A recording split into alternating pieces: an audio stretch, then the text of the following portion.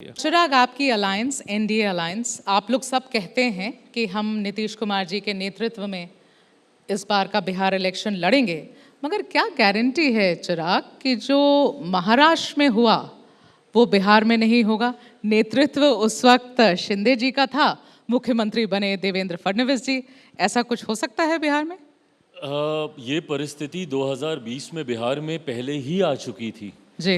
2020 में अगर आप विधानसभा चुनाव के परिणामों को आप देखें तो भारतीय जनता पार्टी के पास कई ज़्यादा अधिक विधायक थे गठबंधन के भीतर compare to Janata Dal United, but उसके बावजूद ये वादा था और उस वादे को पूरा किया गया भारतीय जनता पार्टी के द्वारा और मुख्यमंत्री नीतीश कुमार जी को पुनः प्रदेश का मुख्यमंत्री की उन्होंने शपथ लेने का काम किया।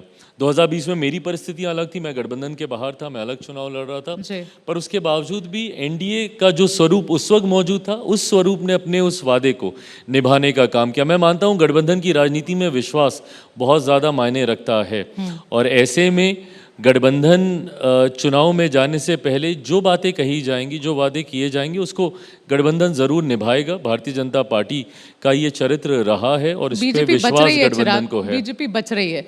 बीजेपी ये बात कहने से बच रही है कि हमारे अगले मुख्यमंत्री नीतीश होंगे अगर हम जीत जाएंगे, इसलिए आप अलायंस पार्टनर हैं, इसलिए आपसे मैं पूछ रही हूँ क्या श्योरिटी है कि नीतीश कुमार ही बनेंगे या बीजेपी से कोई बन जाएगा इस बार? देखिए, हम लोग इस बात को खुले मन से कहते रहे हैं कि मुख्यमंत्री नीतीश कुमार जी के नेतृत्व में ही हम लोग आगामी 2020 विधानसभा का चुनाव लड़ने जा रहे हैं। जिनके नेतृत्व में चुनाव लड़ता है मुख्यमंत्री भी इवेंचुअली वही बनता है। मैं मानता हूं एज अ अलाय पार्टनर मेरी अपनी सीमित क्षमताएं हैं, बट उसके बावजूद मैं इस बात को मैं मानता हूं कि मुख्यमंत्री नीतीश कुमार जी के नेतृत्व में ही चुनाव लड़ा जाएगा और वही 2025 बिहार विधानसभा चुनाव परिणामों के बाद मुख्यमंत्री पद की शपथ लेंगे। ये रखूंगी जवाब में चिराग, क्योंकि ये भी रखिएगा कि मेरी सीमित क्षमताएं हैं। मैं गठबंधन के भीतर जितनी क्षमता में अपनी बात को रख सकता हूं उतनी क्षमता में मैं जरूर रख। पीके का रोल उभर रहे हैं, अब कितने बड़े उभरते सितारे बनेंगे वो तो समय ही बताएगा, लेकिन लगता है बीजेपी को परेशान करेंगे।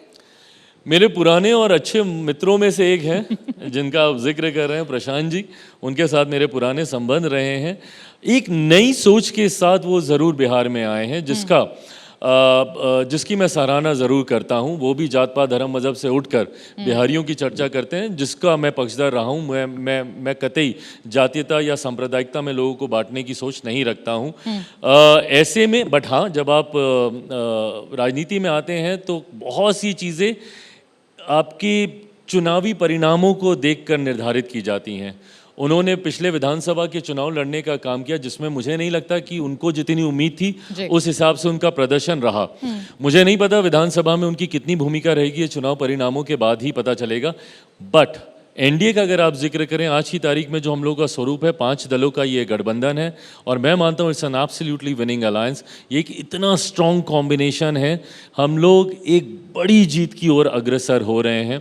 225 से ज़्यादा सीटें जीतकर इस बार बिहार विधानसभा में एनडीए सरकार बनाएगी, ये मैं मानता हूँ। चिराग, बड़ी जीत की तरफ अग्रसर हो रहे हैं तो बाबा बागेश्वर को क्यों भेजा बिहार में एडवांस पार्टी के जैसा माहौल बनाने के लिए?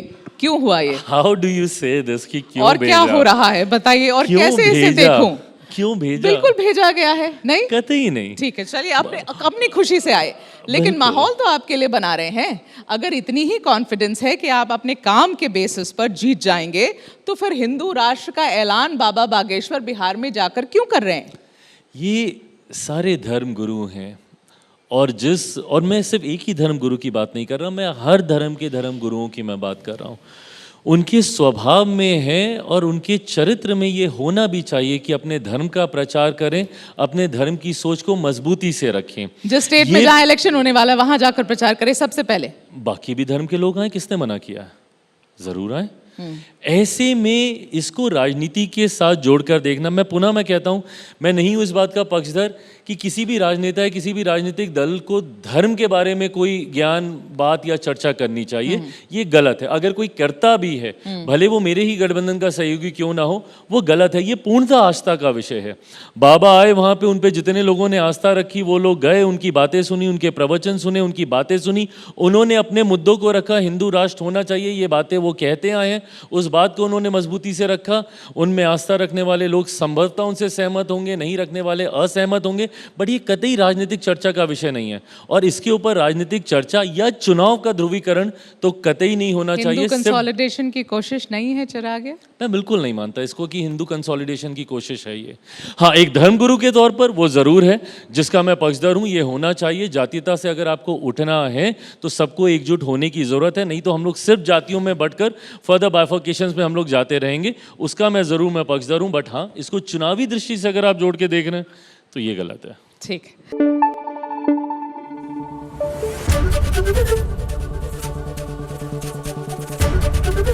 एबीपी न्यूज़ आपको रखे आगे।